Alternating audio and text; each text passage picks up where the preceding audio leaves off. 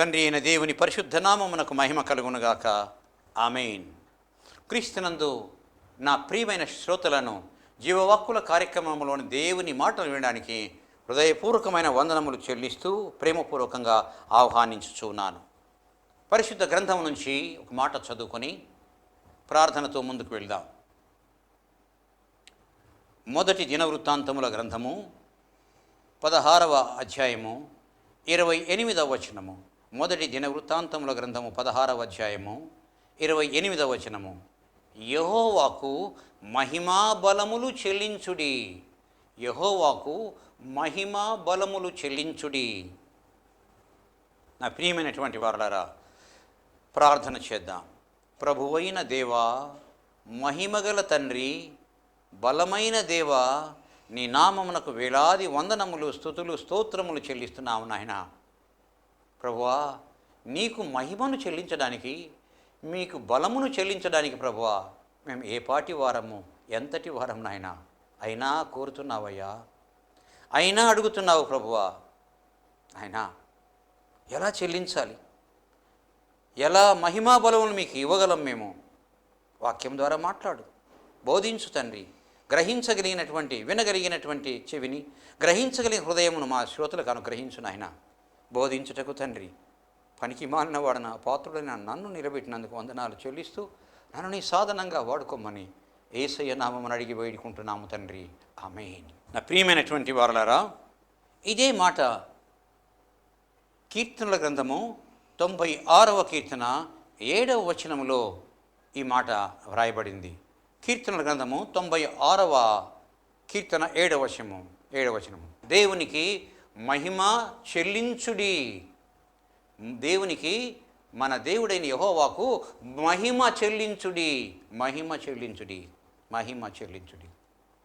నా ప్రియమైనటువంటి వారలారా, మహిమ చెల్లించుట, మహిమ చెల్లించుట, చెల్లించుట అనే పదము దేనికి సంబంధించినదంటే డబ్బుకు సంబంధించినది. ఒకరికి డబ్బు ఇవ్వాలి మనము, లేదా పైకం ఇవ్వాలి మనము, లేదా అప్పు పడి ఉన్నాము. ఎలా తీర్చుకుంటాము? ఆ అప్పును నాణ్యముల రూపంలో చెల్లించవచ్చు, నోట్ల రూపంలో చెల్లించవచ్చు, చెక్ రూపంలో చెల్లించవచ్చు, డ్రాఫ్ట్ రూపంలో చెల్లించవచ్చు. ఒక అకౌంట్ నుంచి మరొక అకౌంట్లోకి మరి మార్చుట ద్వారా చెల్లించవచ్చు. ఆ తర్వాత ఇంకా ఎలక్ట్రానిక్ మీడియా ఇంకా విపరీతంగా అభివృద్ధి అయింది ఈ చెల్లింపులు చేయడానికి నవీన కాలంలో, నవీన దినాల్లో. మరి పైకమైతే చెల్లిస్తాము, స్తుతులైతే చెల్లిస్తాము. ఇక్కడ యెహోవాకు కృతజ్ఞతాస్తుతులు చెల్లించుడి. మొదటి దినవృత్తాంత గ్రంథము 16వ అధ్యాయము 8వ వచనంలో యెహోవాకు కృతజ్ఞతాస్తుతులు చెల్లించుడి. కృతజ్ఞతాస్తుతి అయ్యా, నువ్వు ఈ మేలు చేసావు ప్రభువా, నీకు వందనాలయ్యా. ఓకే, కృతజ్ఞతలు చెల్లించవచ్చు. ఆయన నామమును ప్రచురము చేయుడి, అది చేయొచ్చు.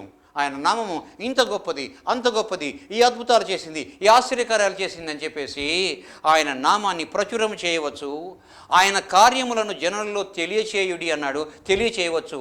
ఇంత గొప్ప కార్యాలు చేశాడని ఆయన చేసిన కార్యాలను తెలియచేయవచ్చు. ఆయనను గూర్చి పాడుడి, పాడవచ్చు. ఆయనను కీర్తించుడి, చేయవచ్చు. అద్భుత క్రియలన్నీ సంభాషణ చేయుడి, అది కూడా చేయవచ్చు. అయితే ఇంకా పరిశుద్ధ నామమును బట్టి అతిశయపడవచ్చు. అయితే మహిమా బలములు చెల్లించుడి, అది ఎలా వీలవుతుంది? మన దగ్గర ఏమైనా మహిమ అనే మూట ఉందా, బలం అనే మూట ఉందా? కొంత తీసి ఇవ్వడానికి, లేదా కొంత తీసి ఇవ్వడానికి మన దగ్గర ఏమైనా ఉందా? మహిమను ఎలా చెల్లించగలము? ఆయనకు బలము ఎలా చెల్లించగలము? ఆయన దగ్గర మహిమ లేదా, ఆయన దగ్గర బలము లేదా, మనం చెల్లించేదేంటి? నా ప్రియమైన వారలారా, ఎలా చెల్లించగలము? చెల్లించగలమా? చెల్లించగలము. వాక్యం చెప్తుంది. మానవులు చెల్లించలేరేమో కానీ క్రైస్తవులు చెల్లించగలరు. సరే, చెల్లిద్దాం. అయితే అసలు మహిమ అంటే ఏంటి? చెల్లించడానికి ముందు మహిమ అంటే ఏంటి?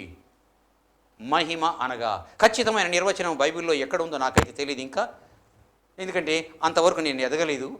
ఆ నిర్వచనం, మహిమ అనే దానికి నిర్వచనం ఎక్కడ ఉందో తెలియదు. అయితే నేను తెలుసుకున్నంత వరకు, నేను అర్థం చేసుకున్నంత వరకు మహిమ అంటే వెలుగుమయమై, దేదీప్యమానమై, తేజోవంతమై, అతి పరిశుద్ధమై, పాపరహితమై, పవిత్రులు మాత్రమే, పరిశుద్ధులు మాత్రమే నివసించగలిగినటువంటి వాతావరణాన్ని మహిమ అంటారు. This is the definition given to glory. మహిమకు ఇవ్వబడిన నాకు తెలిసిన నిర్వచనం మరొకసారి చెప్పుకుందాం. వెలుగుమయమై, దేదీప్యమానమై, తేజోవంతమై, అతి పరిశుద్ధమై, పాపరహితమై, పరిశుద్ధులు ఉండే వాతావరణాన్ని మహిమ అని అంటారు. మహిమ అని అంటారండి. ఇది మహిమ సులభంగా చెప్పగలం. ఎక్కడ? క్రీస్తు పుట్టినప్పుడు అక్కడ వ్రాయబడినటువంటి మాట, నా ప్రియమైనటువంటి వారలారా, సర్వోన్నతమైన స్థలములలో దేవునికి మహిమ, ఆయనకి ఇష్టలైన మనుషులకు భూమి మీద సమాధానము. విన్నామా ఈ మాట? విన్నామండి. గొల్లలు విన్నారండి ఆ మాట. గొల్లలు విన్నారు ఆ మాట. సర్వోన్నతమైన స్థలములలో దేవునికి, సర్వోన్నతమైన స్థలంలో ఎవరుంటారు? దేవుడు ఉంటాడు, దూతలు ఉంటారు, పవిత్రులు ఉంటారు, మన యొక్క పితరులు అక్కడ ఉంటారు. పాత నిబంధన పితరులు అక్కడ ఉంటారు. సర్వోన్నతమైన స్థలములలో దేవునికి మహిమ. ఎందుకంటే అక్కడ దేదీప్యమానమైన, తేజోవంతమైన, మరి వెలుగుమయమైన, పాపరహితమైన, అతి పరిశుద్ధమైనటువంటి వ్యక్తులు నివసించే గొప్ప వెలుగుమయమైనటువంటి వాతావరణాన్ని మహిమ అని అంటారు. వెలుగుమయమైనటువంటి వాతావరణాన్ని మహిమ అని అంటారు. నా ప్రియమైన వారలారా, ఆ మహిమను మనం ఎలా చెల్లిస్తాము? ఆయన దగ్గర లేదా? మహిమ ఉంది. అయితే మనం చెల్లించే మహిమ ఇంకా ఎక్కువ అవుతుంటుంది. ఎప్పుడైతే మహిమ ఎక్కువ అవుతుంటుందో మనం చెల్లించే దాన్ని బట్టి మహిమ పొందిన ఆయన మనల్ని దీవిస్తాడు, ఆశీర్వదిస్తాడు. ఎలాగండి? ఆయన అంటాడు, నన్ను ఘనపరచు వారిని నేను ఘనపరచుదును, నన్ను ఘనపరచు వారిని నేను ఘనపరచును. అదేవిధంగా నన్ను మహిమపరచు వారిని ఆయన మహిమపరుస్తాడు. మహిమపరచడా? ఘనపరచు వారిని ఘనపరచే ఆయన మహిమపరిచిన వారిని ఎందుకు ఆయన మహిమపరచడు? నా ప్రియమైన వారలారా, మహిమపరిచినటువంటి ఆయన ఆశీర్వదిస్తాడు, మేలు చేస్తాడు, దీవిస్తాడు, ఆశీర్వదిస్తాడు. అయితే ఇప్పుడు ఎలా ఆయనను మహిమపరచాలి? ఎలా మనం ఆశీర్వదించబడాలి? యెహోవాకు మహిమా బలములు చెల్లించుడి, యెహోవాకు మహిమ చెల్లించుడి అన్నారు. మరి మహిమ అంటే ఏంటో అర్థమైపోయింది, తెలిసింది, మనకు నేర్చుకున్నాం. అయితే ఎలా మహిమ చెల్లించాలి? ఎలా ఆయనకు మహిమ ఆపాదించగలము? ఎలా మహిమను ఆయనకు ఇవ్వగలము? కొన్ని మాటల ద్వారా తెలుసుకుందాం. మహిమ ఎలా చెల్లించగలము, ఎలా మహిమ ఆపాదింపగలము, ఎలా మహిమ ఆయనకు ఇవ్వగలము తెలుసుకుందాం. నంబర్ 1, స్తుతించుట ద్వారా ఆయనను మహిమపరచగలము. స్తుతించుట ద్వారా ఆయనను మహిమపరచగలము. స్తుతించుట ఏంటి? స్తుతించుట అంటే, అయ్యా నువ్వు ఈ మేలు చేసావు ప్రభువా, నీకు వందనాలయ్యా, ఈ ఆపద నుంచి కాపాడావయ్యా, వందనాలు ప్రభువా, ఈ వ్యాధి నుంచి స్వస్థపరిచావయ్యా, వందనాలయ్యా ప్రభువా, శత్రువుల నుంచి కాపాడావయ్యా, వందనాలు ప్రభువా. ఏమంటారు దీన్ని? వందనాలు చెల్లించుటను స్తుతించుట. ఎంత గొప్పవాడివయ్యా, ఎంత ప్రేమ కలిగిన వాడి ప్రభువా, ఈ మేలు చేసావయ్యా, వందనాలు, ఈ మేలు చేసినందుకు ప్రభువా వందనాలు. అది స్తుతించుట. నా ప్రియమైనటువంటి వారారా, కీర్తనల గ్రంథము 50వ కీర్తన 23వ వచనంలో ఈ మాట రాయబడింది. ఏమనంటే, స్తుతి యాగము చెల్లించువాడు నన్ను మహిమపరచుచున్నాడు. స్తుతి యాగము చేయువాడు నన్ను మహిమపరచుచున్నాడు. అట్లా స్తుతించుట ఒక యాగముతో సమానము, ఒక యజ్ఞముతో సమానము, ఒక దహన బలితో సమానము, ఒక సమాధాన బలితో సమానము, నైవేద్యముతో సమానము, హోమముతో సమానము. ఎందుకని? అలా చేసినట్లయితే అది యాగముతో యాగం అంటే యజ్ఞమును ప్రకృతి, యాగము వికృతి. అట్లా అది చేస్తే స్తుతించుట ఆయనకు ఒక బలి అర్పించినట్లు, స్తుతించుట ఒక దహన బలి ఇచ్చినట్లు, స్తుతించుట ఒక సమాధాన బలి ఇచ్చినట్లు, స్తుతించుట ఒక పాప పరిహారార్థ బలిని ఆయనకు, లేక నైవేద్యము హోమము చేసినట్లు ఆయనకు.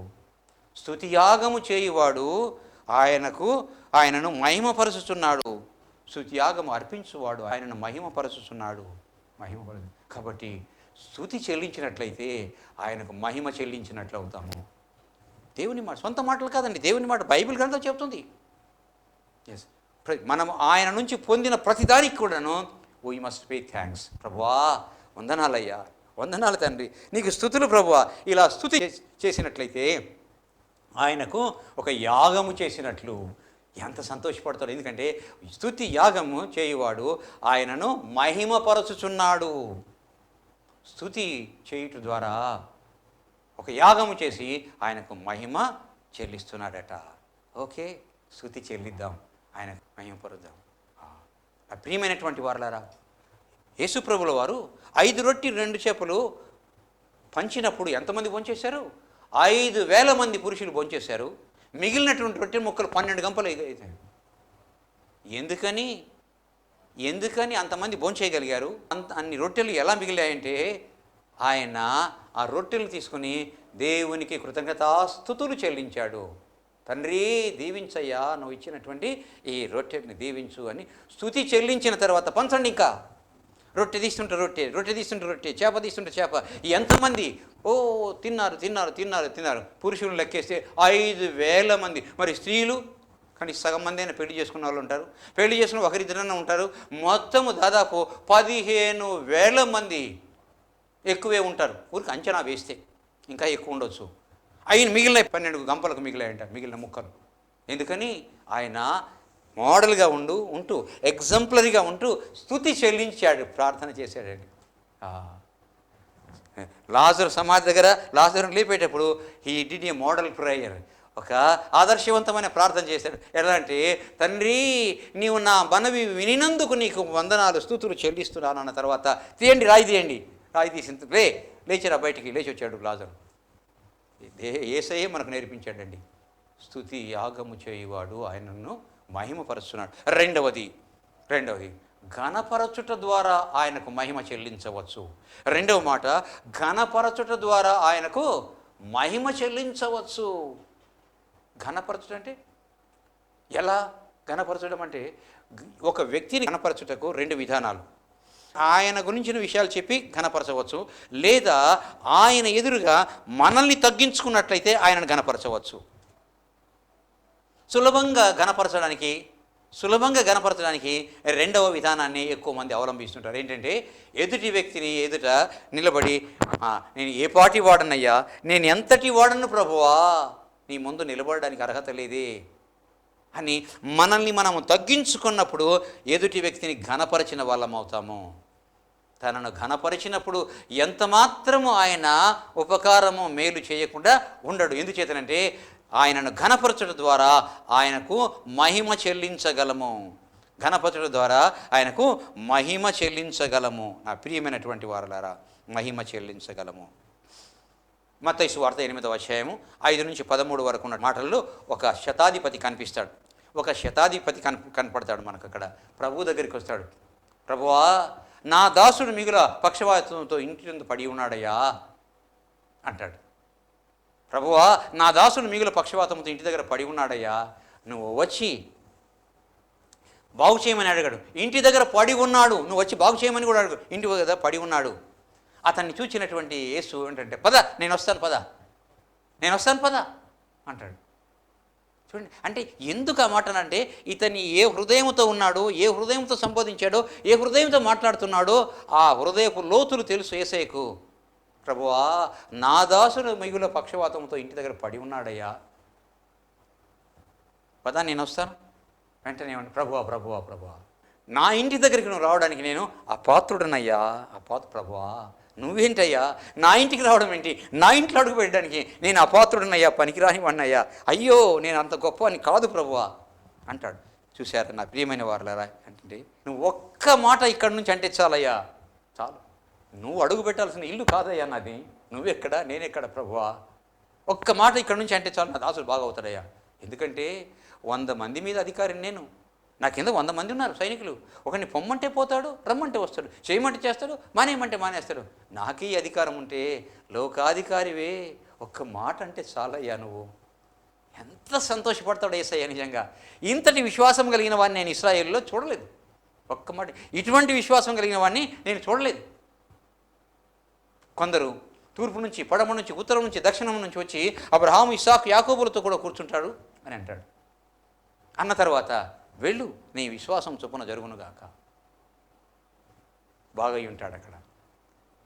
ఎలా ఘనపరిచాడు, ఆయనకు మహిమ చెల్లించాడు. అద్భుతం జరిగింది. ఆయనను ఘనపరిచిన తర్వాత, ఆయనకు మహిమ చెల్లించిన తర్వాత ఆయన ఆశీర్వదించకుండా ఉండడు, మేలు చేయకుండా ఉండడు, అద్భుతం చేయకుండా ఉండడు. మనం ఏదైతే కోరుకున్నామో అది ఆయన తప్పనిసరిగా చేసి తీరుతాడండి. నా ప్రియమైన వారులారా, ఘనపరచట ద్వారా. మూడవ మాట కొనియాడుట ద్వారా. కొనియాడుట అంటే అర్థం ఏంటి? పొగడుట అనే మాట ఉంది, కొనియాడుట అనే మాట ఉంది. పొగడుట ఏమీ లేని వాడికి, ఏ మంచి అర్హత లేని వాడికి అంత మంచి అర్హత ఉంది, ఇంత మంచి అర్హత ఉంది, ఇంత గొప్పడు అంత గొప్పడు అని చెప్పేసి లేనిది చెప్తే దాన్ని పొగడుట అంటారు. కొనియాడుట అంటే ఉన్నది ఉన్నట్టుగా ఆ వ్యక్తిని గురించి చెప్తే దాన్ని కొనియాడుట అంటారు. ఆ వ్యక్తికి ఉన్నటువంటి మంచి లక్షణములను ఉన్నది ఉన్నట్టుగా, ఎక్కువద్దు తక్కువద్దు, ఉన్నది ఉన్నట్టుగా చెప్పినట్లయితే దాన్ని కొనియాడుట అని అంటారు. కొనియాడుట అంటారు. ఆ ప్రియమైనటువంటి వారులారా, చూడండి, యెరూషలేము దేవాలయం కట్టబడింది. ఎవరు కట్టారండి? యెరూషలేము దేవాలయం కట్టబడింది. ఎవరు కట్టారు? సొలొమోన్ మహారాజు కట్టాడు. అన్నీ ఏర్పాటు చేశాడు దావీదు. కట్టడానికి సిద్ధపడ్డాడు. దావీదు, నువ్వు కట్టడానికి వీల్లేదయ్యా, రక్తసిక్తమైనటువంటి నీ హస్తములతో నా దేవాలయాన్ని కట్టకూడదు. నీ గర్భవాసం నుంచి పుట్టబోతున్నాడే నీ కుమారుడు కడతాడు. అన్నీ ఏర్పాటు చేసి కూడాను కట్టనివ్వడు. అప్పుడు కుమారునికి అప్పగిస్తాడు. బాబు, ఇన్ని ఏర్పాటు చేశాను, నువ్వు కట్టొద్దన్నాడు దేవుడు. నా గర్భవాసం పుట్టి నా కుమారుడు కడతాను, ఇదిగో నీకు ఇస్తున్నానయ్యా, ఆ దేవుని యొక్క దేవాలయాన్ని, నివాస స్థలాన్ని కట్టు అని అప్పగిస్తాడు. అప్పగించిన తర్వాత సొలొమోను దేవుని మందిరాన్ని అంత గొప్పగా కడతాడని. కట్టిన తర్వాత ప్రార్థన చేస్తాడు. ఎలా ప్రార్థన చేస్తాడంటే, 2వ దినవృత్తాంతముల గ్రంథము 6వ అధ్యాయము 18వ వచనం. 2వ దినవృత్తాంతముల గ్రంథము 6వ అధ్యాయము 18వ వచనములు అంటాడు. అంటే మనుష్యులతో కలిసి దేవుడు భూమి యందు నివాసము చేయునా? మనుష్యులతో కలిసి దేవుడు భూమి మీద నివాసం చేయునా? ఆకాశము మహాకాశం పట్టజాలవే. అయ్యా, నీ వచ్చి మానవులతో నివాసం చేస్తావా? నిన్ను ఆకాశం మహాకాశములు పట్టజాలవే. నేను కట్టిన ఈ దేవాలయం పట్టజాలుతుందయ్యా? అబ్బా, చాలా, ఒక్క మాట చాలండి. ఎంత గొప్ప మాట అంటాడంటే చూడండి, ఆకాశం మహాకాశములు పట్టజాలవే, నేను కట్టినటువంటి ఈ దేవాలయము, ఈ ఆలయం నిన్ను పట్టజాలుతుందా? ఈ మందిరము పట్టునా? పట్టదే. పట్టజాలుతుందా? లేదే అంటాడు. దేవుడు ఎంత సంతోషించుంటాడో ఈ మాటకు. సంతోషించినటువంటి ఆయన మహిమ చెల్లించినప్పుడు ఆయన ఊరుకుంటాడా? వెంటనే 2వ దినవృత్తాంతముల గ్రంథము 7వ అధ్యాయము 2వ వచనం, యెహోవా తేజస్సు మందిరము నిండినందున యాజకులు అందులో ప్రవేశించలేకపోయిరి. అబ్బో, దేవుని యొక్క మహిమ దేదీప్యమానమైనటువంటి వెలుగుతో నిండిపోయింది ఈ దేవాలయం అంతా కూడాను. యాజకులు లోపలికి వెళ్ళడానికి భయపడ్డారు. భయపడ్డారండి. చూసారా ఎందుకు మహిమ ఆయన అక్కడ వచ్చిందంటే? మహిమపరిచారు. ఎలా మహిమపరిచారంటే ఆయనను కొనియాడాడు. ఏమని? ఆకాశం మహాకాశం పట్టజాలవే, నేను కట్టినటువంటి దేవాలయం పట్టదే అని ఎప్పుడైతే ఆయనను మరి ఈ విధంగా కొనియాడతాడో మహిమ ఆపాదించబడింది ఆయన నామమునకు. మహిమతో నిండిపోయింది. యాజకులు లోపలిలోకి వెళ్ళలేకపోయారండి. చూసారా, స్తుతించడం ద్వారా మహిమ చెల్లించవచ్చు, ఘనపరచడం ద్వారా మహిమ చెల్లించవచ్చు, కొనియాడుట ద్వారా మహిమ చెల్లించవచ్చు. ప్రియమైన వారులారా, ఇంకొక చోటికి వెళ్దాం. ఇతరులు దూషించినప్పుడు ఎవరిని? ఆయన బిడ్డలను. ఇతరులు ఆయన బిడ్డలని దూషించినప్పుడు ఆయన నామమునకు మహిమ కలుగుతుందట. ఇది ఎలా ఉందో చూడండి. 1 పేతురు పత్రిక 2వ అధ్యాయం 12వ వచనంలో, 1 పేతురు పత్రిక 2వ అధ్యాయం 12వ వచనం, ఏ విషయములో మిమ్మల్ని దుర్మార్గులని దూషింతురో ఆ విషయములో వారు మీ సత్క్రియలను చూచి వాటిని బట్టి దర్శన దినమున దేవుని మహిమపరచునట్లు వారి మధ్యన మంచి ప్రవర్తన కలిగిన వారై ఉండండి. మన మంచి ప్రవర్తన ఆయన నామమును మహిమపరుచుతుంది.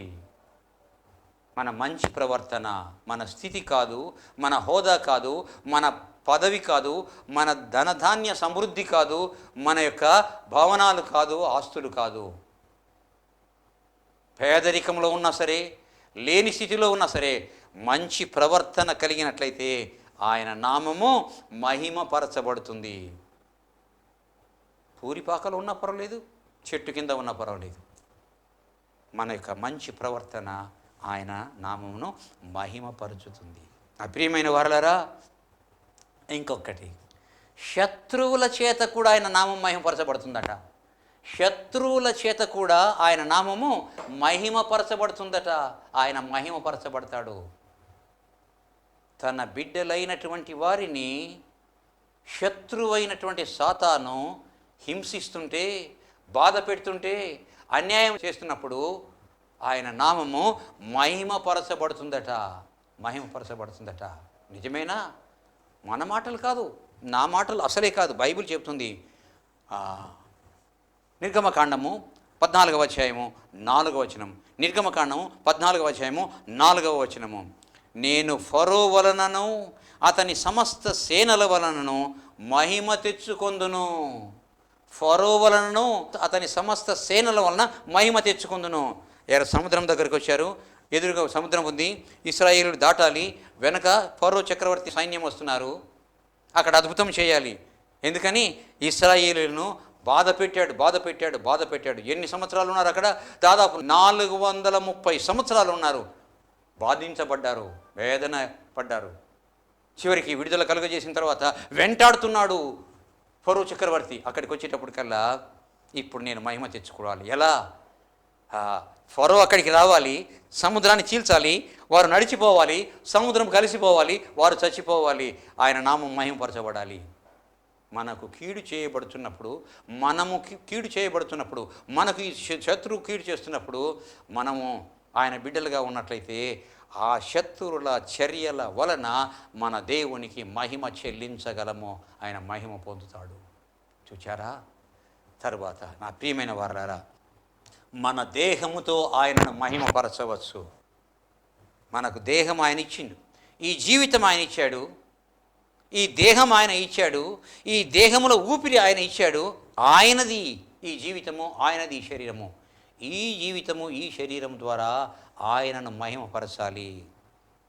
పౌలు భక్తుడు అంటాడు 1 కొరింథీ పత్రిక 6వ అధ్యాయం 20వ వచనంలో, 1 కొరింథీ పత్రిక 6వ అధ్యాయం 20వ వచనంలో, మీరు విలువ పెట్టి కొనబడినవారు. మీరు విలువ పెట్టి కొనబడినవారు. కొన్నాడు ఆయన. ఎంత ఖరీదు ఇచ్చాడో తెలుసా? ఆయన రక్తం ఇచ్చాడండి, ఆయన ప్రాణం ఇచ్చాడండి. విలువ పెట్టి కొనబడినవారు గనుక మీరు మీ దేహములతో దేవుణ్ణి మహిమపరచుడి. మన దేహంతో ఆయన ఎట్లా మంచి కార్యములు చేసినందువలన, దేహంతో చెడ్డ పనులు చేసి కాదు, మంచి కార్యములు చేసినందువలన ఆయన నామాన్ని మహిమపరచగలము. అందుకే అంటాడు పౌలు భక్తుడు 1 కొరింథీ పత్రిక 10వ అధ్యాయం 31వ వచనం, కాబట్టి మీరు భోజనము చేసినను పానము చేసినను దేవుని మహిమ కొరకు చేయండి. మనం తినే తిండి వలన, మనం తాగే పానీయము వలన ప్రియమైన వారలారా ఆయన మహిమపరచవచ్చట. ఈ దేహముతో మహిమపరచవచ్చు. ఎట్లా? మనం తినే తిండి ద్వారా, మనం తాగే పానీయం ద్వారా ఆయనను మహిమపరచవచ్చు. కొట్లాడుకుంటుంటారండి భోజనం దగ్గర, నేను ముందు. దేవుని నామాన్ని మహిమ కలుగుతుందా? నో, కాదండి, మహిమ కలుగుదండి. ప్రియమైన వారలారా, రైట్. కాబట్టి దేహముతో మహిమపరచవచ్చు. ఇంకొక మాట, సత్క్రియల ద్వారా దేవుని నామమును మహిమపరచవచ్చు. సత్క్రియల ద్వారా. మత్తయి సువార్త 5వ అధ్యాయం 16వ వచనం. ఇది కొండ మీది ప్రసంగంలోనే ఒక మాట. 5వ అధ్యాయం 16వ వచనము. యేసు అంటాడు ఏమంటే, మనుష్యులు మీ సత్క్రియలు చూచి పరలోకమందున్న మీ తండ్రిని మహిమపరచునట్లు. మీ సత్క్రియలను చూచి మనుషులు భూమి మీద మీ సత్క్రియలను చూచి పరలోకమందున్న మీ తండ్రిని మహిమపరచునట్లు వారి ఎదుట మీ వెలుగును ప్రకాశింపనీయుడి. మన సత్క్రియలు వెలుగులాగా ప్రకాశిస్తాయట. మన సత్క్రియలు వెలుగులాగా ప్రకాశిస్తాయట. ఆ ప్రకాశించడం ద్వారా ఆయన నామమునకు మహిమ కలుగుతుందట. ఆయన నామమునకు మహిమ కలుగుతుందంట. ప్రియమైన వారలారా, ఇంకొక మాట, మీరు బహుగా ఫలించుట వలన నా తండ్రి మహిమపరచబడును అంటాడు యేసు ప్రభుల వారు యోహాను సువార్త 15:7 యోహాను సువార్త 15:7 యేసు ప్రభుల వారు స్వయంగా అంటారు, మీరు బహుగా ఫలించుట వలన. ఏంటి? మంచి క్రియల ద్వారా చేసినందువలన, బాగా చదువుకున్న ద్వారా, మంచి డిగ్రీలు పొంది, మంచి ఉద్యోగం చేసి, మంచి జీవితం జీవించి, మంచి పవిత్రమైన జీవితం చేసి, మరియు ఆయన పేరుతో సహాయం చేస్తూ, ఆయన నామంతో సహాయం చేస్తూ, ఆయనను కీర్తిస్తూ, ఘనపరుస్తూ, ఆయన బిడ్డలుగా జీవించినందువలన మీరు బహుగా ఫలించుదురు. మీరు బహుగా ఫలించటం వలన ఆయన పరలోకమందున్న మీ తండ్రి మహిమపరచబడును. చక్కగా చదువుకున్నాడయ్యా, భయభక్తులు కలిగిన వాడయ్యా, మంచిగా ఉన్నాడయ్యా, పేదలకు సహాయం చేస్తాడయ్యా.